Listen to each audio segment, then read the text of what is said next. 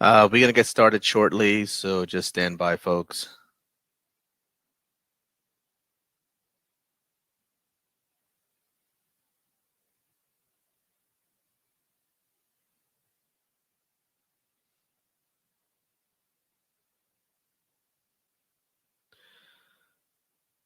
Okay, we're going to get started. So welcome everyone to our continued series on improving security posture from CloudNosis. Today's event is going to be focusing on CIS compliance automation. It is an interesting topic that many of our folks have asked to basically provide guidance on that. So we prepared this content for you guys today. So we're going to talk about compliance reporting and security best practices. They really go kind of hand in hand together, and we will show how that works all together. So with that, what we're going to learn today, we're going to talk about the overview of security challenges in the cloud in general. What are you guys seeing out there? Just real quick, we're going to touch that point. Then we're going to talk about what is CIS and how to apply it to the cloud to harden security. And also, we're going to get into how to build these automations for security controls and adhere to even compliance mandates as well with these security controls. And then we'll have a closed loop process discussion around DevOps for security and compliance. How do we achieve that? And at the very end, we're going to discuss just a 5-minute overview of our platform. And then right after that, we're going to get into the Q&A session. Okay, so stay tuned for the Q&A session. Housekeeping stuff, this session is being recorded for you guys to have access to, and you can even pass it to your friends. Okay. So my name is Kamran Mehboob. I'm the Director of Product Management for Security and Compliance here at CloudNosis, and I work with many customers and prospects and discussing their security posture and guiding them on overall advisory capabilities as well. So let's talk about cloud velocity. Okay, what is cloud velocity, and what type of challenges that this is bringing to the table? So first of all, people are going to the cloud not so much for the cost, but for the agility and speed of execution. Okay, and the ability to scale up and scale down the infrastructure and test things very quickly. So having said that, think about this for a second, that you have a cloud infrastructure and your global DevOps team is adding things to it, removing things to it, changing things constantly through a CI/CD pipeline process, which delivers even more agility in process. And with the advent of agile DevOps process, you could be doing code changes on a daily basis. And this has created kind of security havoc for the security teams, where people are making changes very quickly, and the security teams or even the compliance team can't keep up with those changes. Okay, now all those security changes, at some point you have to evaluate sooner than later what's going on with all these changes. So, and they may be changing for you hourly, daily. In most cases, it's just changing by the minute. So how do you go and analyze all these changes in your cloud infrastructure? It doesn't matter if you're using Amazon, Google, or Azure for Microsoft. So, and some people say, well, I have config and logs turned on, and I should be good to go.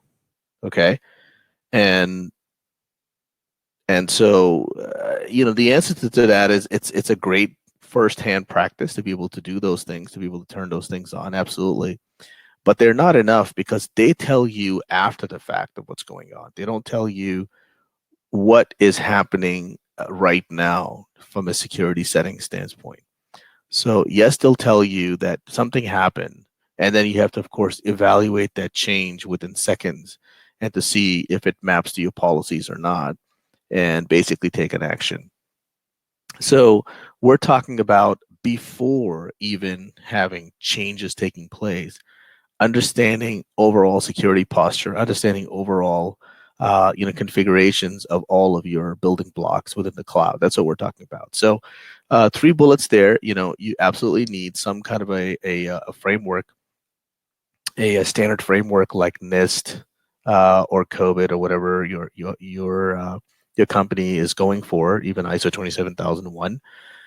You need that security framework, and then you may be regulated in some industries, so you need a compliance framework as well. So such as PCI, HIPAA, and those sort of things, which we'll get into later. And you also want to control things within the DevOps side as well, from your CI/CD flow, and we'll show you that graphically what we mean by that. So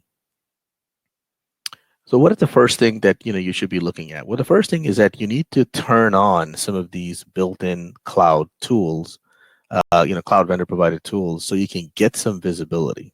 Okay, everything from CloudTrails to config and making sure that you have guard duty and all these built-in tools that they have. You need to turn them on, and of course they generate series of data, and you should be having some kind of a process where you're looking at findings, alerts that these things are generating for, and that's fine. That's all good, well and good.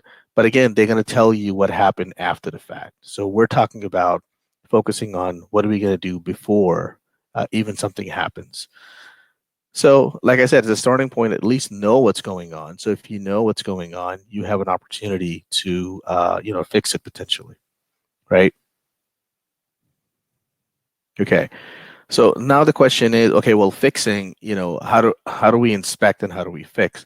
Well, inspection takes place predominantly through either console or through your log management type tools, which only catches subset of security incidents.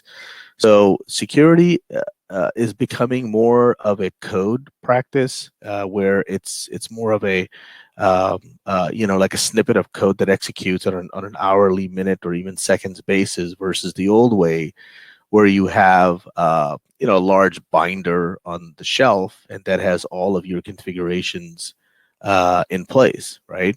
And that may be okay for regulators because still today regulators hasn't caught up to the new way, the new paradigm of having security as code. They still want to see your procedures, your SOPs, and that's okay. You can have that for them, but really from a day-to-day execution standpoint, you need a real-time system, which really comes down to code, and that's what this whole webinar is kind of all about. So moving forward, Center for Internet Security Control is a great consortium that was formed quite some time ago, and they actually sat together with industry and created these controls for each of the cloud vendors. Okay, so what's shown here is for the AWS environment, but same thing exists for Azure or GCP, and they're also doing some other things as well. So they have 2 set of controls, CIS, which is one is more around the operating system hardening.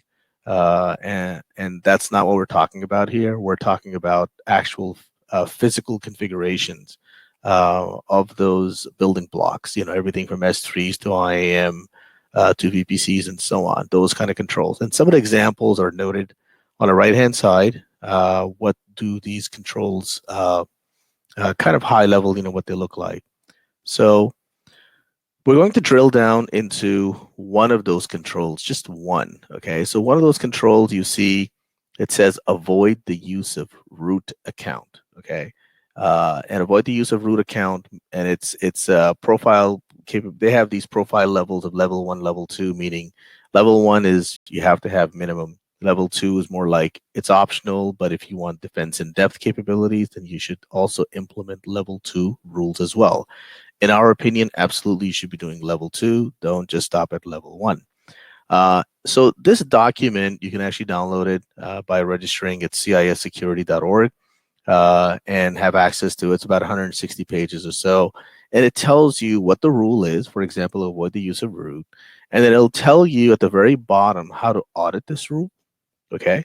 So audit meaning find out what right now, what is your posture. Okay.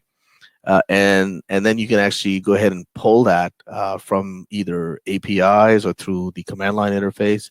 And then once you get all the data for all of your accounts and users, if you have any root account, then you can go ahead and change or update based on your a company policy, right? So that's really what these rules are about. Now, that's just one rule. I gave you an example of what that looks like. So let's actually drill down further to say, okay, we want to secure our, let's just take, for instance, S3 bucket, right? Which happens to be one of the big ones on the cloud vendor side, that it's getting hacked more so than others, and simply because people are leaving that left on and giving full access to the internet. So and certainly CIS is a great starting point, which will tell you, a bunch of rules, maybe less than half of these rules it'll tell you regarding S3, which is good. It's still very good. But in our opinion, you have to really dig deep and look at everything on S3. Is it encrypted? Is the versioning turned on? Do you have the lifecycle policy enabled? So all of those things have to be checked for. So what we're showing you here is kind of a subset of what we have done in our platform to keep our customers secure. But that's something you need to start looking at and start analyzing these policies. Now, all these policies are, I mean, they are available if you talk to experienced folks, or that they know from experience that we have to make sure and analyze the S3 bucket public to be read access or write access and so on, or that there's quite a few places that this data is actually published, and you can search through the internet to actually find some of these. But I'm just giving you an example of what it takes to secure S3 bucket. Okay. Now, going further, you might say, well, okay, can you tell us how to secure a VPC? Well, VPC, same thing. So VPC CIS has some great bunch of rules. Again, that's a great starting point. That's not the end game. And those are some of the rules which we're showing here, plus new rules that we have created that you can look at to keep your VPC pretty tightly controlled. Now, note all these custom rules you have to write scripts for. That's something you have to physically program and write and run these scripts. And of course, they're going to generate data. And you have to look at that data and compare it to your policy, then be able to take a remediation action. Okay. This is not something you could do overnight. It's going to take time and effort. On the left-hand side, you see the VPC auditing capabilities like VPC flow logs and config and trusted advisor and all these tools that cloud vendors are providing. Yes, turn those on. Okay, that's easy to turn on.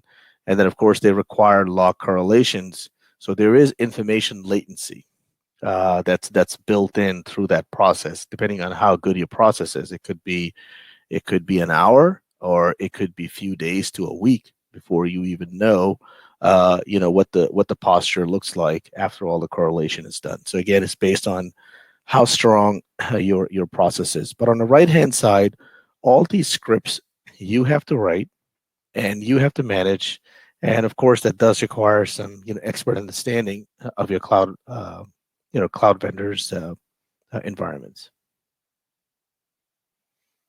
So from a process flow standpoint, what are we collecting and how are we collecting, and how are we going to analyze all this information holistically? Okay. So the easy part is the top three boxes on your right-hand side, which is, turn on your infrastructure logs, your config, your CloudWatch, your VPC logs. You can turn on your S3 logs, your RDS logs, and so on and so forth, right? All these transaction tables, which are being generated as the transactions are taking place. And even on your host-based logs. So if you have applications running on a VM, then all those server logs and application logs, you can also pull in and centralize them. Now, you probably have that capability today through Splunk or some other system where you're pulling all that data, which is a good thing. You should be doing that, and you're doing your basically data collection and correlation, and you're generating events and alerts, from that. So, that's all okay, but again, it's only gonna tell you what happened after the fact. Okay, so we're trying to control what happens before, and we're also trying to take action after the fact as well in a much faster way. So for that, the very last box on the right-hand side, you see what is called machine metadata related stuff. You have to write those scripts, which I just talked about, based on APIs, and do all the collections, and also feed that as well as part of your flow with your log analysis. Now, there aren't any tools yet effectively enough to handle all this. So either you have log management tools or you have configurations tracking tools. Okay, like our platform. That's basically what we do with the box below where it says machine metadata analysis, right? So that's all fine and great. But once you have all that, what you need to do is you need to create those actions. You need to compare this data to your policies. That is your end game, and then even have a risk analysis done. Is this security setting high, medium, or low? If someone were to have, let's say, a root account created and multi-factor authentication was not turned on, do you consider that to be a high risk, medium risk, or a low risk? Okay, we consider that to be a high risk. So that kind of a rating system you have to create and kind of build on that expertise. So when you're done with it, it should look something like this. So if an auditor came up to you, or your CISO came up to you, or someone just tap on your shoulder and says, "Tell me right now what is the infrastructure status looks like from a security posture standpoint, and if we're compliant or not, or if we're meeting our company policies or not." You should be able to pull up the spreadsheet right now, which got built through automation, let's say 10 seconds ago, and it should show you something like this. It should say that, okay, we're evaluating all these accounts, we're evaluating all these assets, okay, and we evaluated them for access control, for encryption, for audit controls, right? These are all your policies, right? And then it should show in a very high level that, okay, how many were those, and how many failed, and how many passed. So the green is pass, red is fail, and blue is kind of like intermediate or medium risk. So, and then you should be able to rate that, map all that up to a regulation article like Article 25 for GDPR, and be able to say, we failed that article, and how we failed it and why we failed it. Then you can go ahead and drill down and show it to the auditors, because this is what the auditors are really looking for. Okay. So moving forward, where do we apply this? Okay, in our flow, in operations and development. If you look at the life cycle from plan to operate and monitor flow, on the DevOps side, you have to basically do what is called CIS vulnerability reviews and scan. That you can do with operating system hardening rules. You can check for. But that's only limited to a certain degree, because once you deploy the code, then you have to look at everything around. Okay, what does the infrastructure looks like, and how well is it organized based on security rules that you have in place. So these are on the right hand side. I mean, everything goes into play. Then pen testing goes. You have to monitor logs. You have to write all these automations, and you have to run CIS benchmark scans. So all of that applies on the operations or the deploy side. So those are the two phases that you need to be in sync and make sure that everything is done, correct by construction, and then the rest of it. So what is the end benefit is obviously, the end benefit is to make sure that everything is absolutely secure at all times. But a greater benefit is when it comes to audits. So for example, if you have a PCI audit, that generally assessor will request 300 pieces of evidence from you. And if you have a manual process, it's going to take weeks and weeks. And he's going to spend about a week on site and really bug you all day, look over your shoulder and so on. But if you have a cloud-enabled process for PCI, you can be done in less than half a day. Okay, the auditor is probably going to be there for a day or half a day, and he's done. And then the rest of it could be done through emails, which is very, very quick and fast. So security and code automation tools, people ask us, well, what other tools are out there? Well, so for starters, we would say that, you have some, scripts and capabilities are already available in the cloud vendors world, everything from cloud formation templates to scripts you can write. They have a CLI capability. You can do custom API, CLI stuff, okay? If that gets too overwhelming, then you can start looking at third-party tools. So I would start with the cloud vendors tools first. Take a look at what they have, identify the gaps, and then basically look at other commercial or even open source tools. And some of them are listed down here. So AWS has this thing called Inspector. You can take a look at that. CIS also has tools called Secure Suite.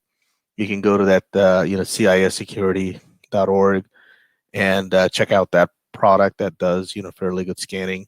Of course, our platform does that too. And then we have other commercial providers in the market, many out there. Dome9, Prisma, Prowler is an open source tool. So you have your choices, and then you have to do your own evaluation to see what works best for your company. Okay, and please note we didn't list all the tools because of the space. So, but you just have to do your research and kind of go for that.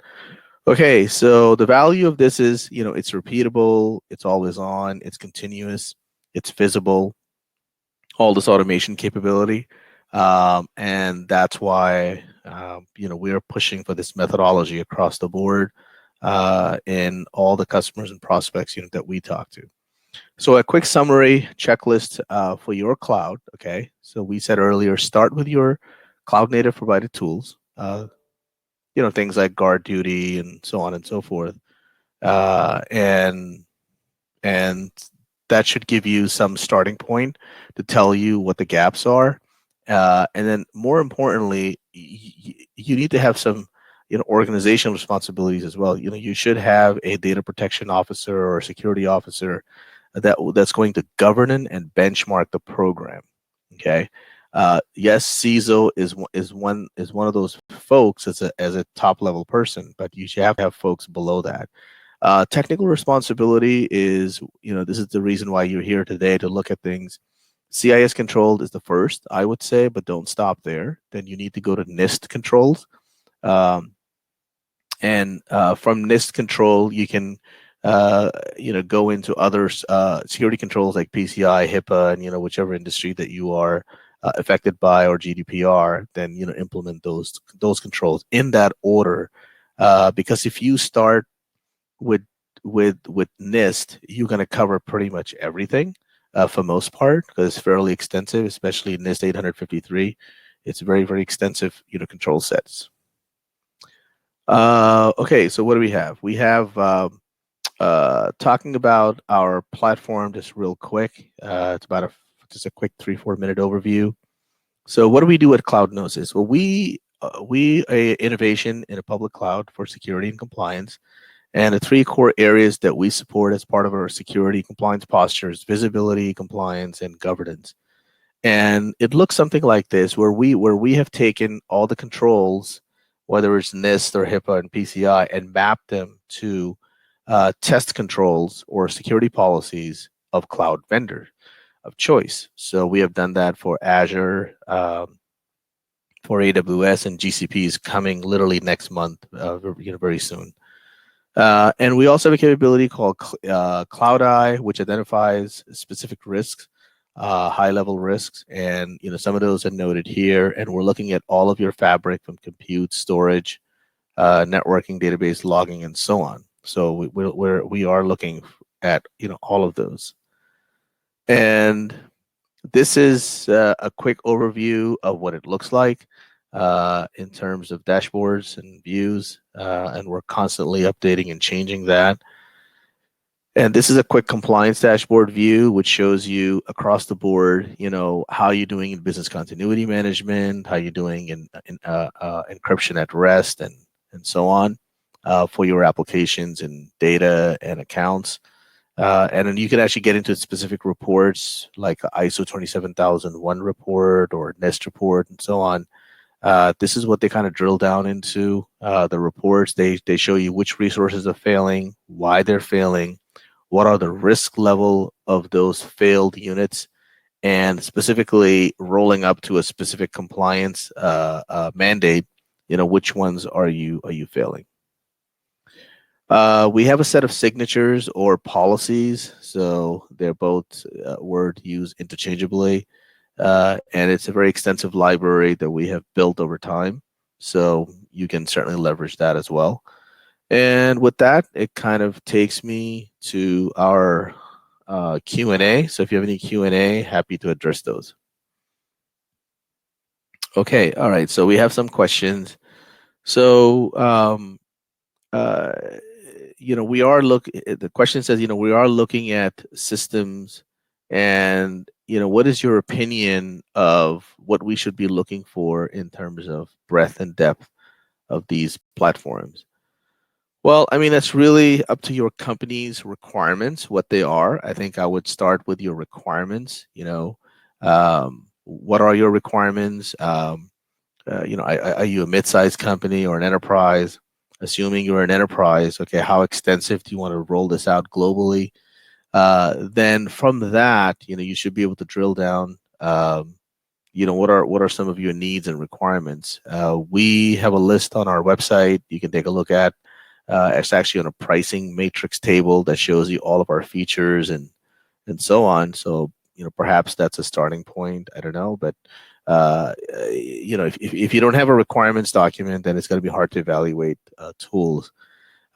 Just looking at a tool with lots of signatures, that is not the right approach, because you should be looking at flexibility, ease of integration, and the ability to sense or analyze risk within seconds. Okay, you don't want to wait for hourly scans if that's all the vendor does, and you certainly don't want to be stuck with one vendor or two vendors and so on. So that's that would be my input.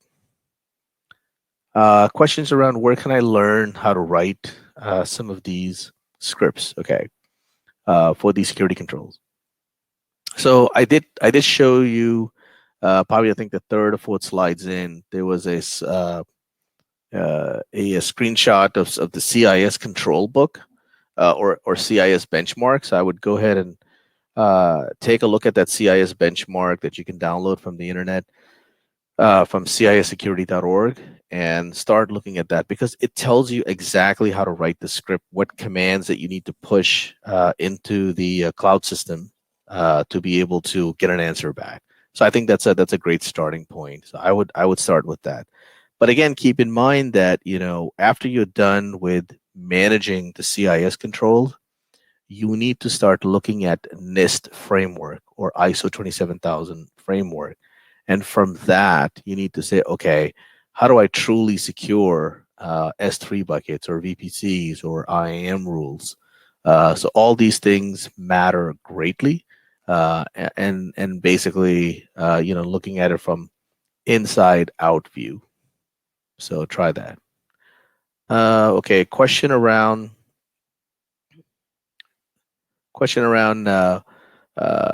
IP traffic analysis. Is that something that your platform takes care of? So yes, to some extent, but really IP traffic analysis is a job of log management tools, and that's something that's not a strength of ours. That's not something that we go with. We actually don't look at log files. Okay, that's not one of the inputs that we look at.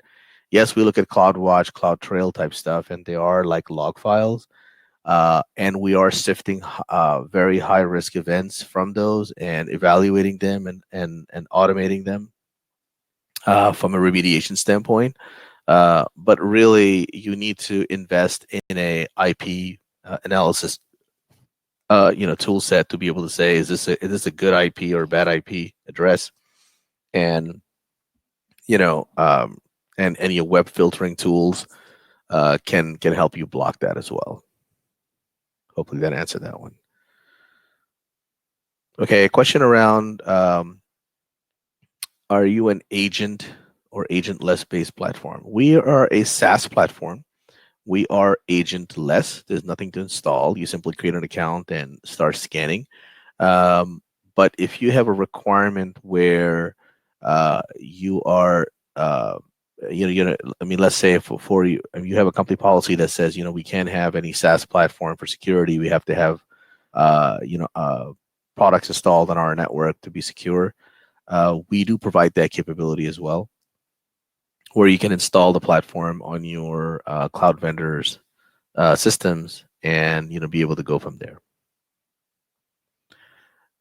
Okay, so we're at a 30-minute mark. I'll take one last question. Okay, so the question is around, do you also handle serverless and Kubernetes in your analysis? The answer is yes, we do. So there are multiple signatures for Lambda.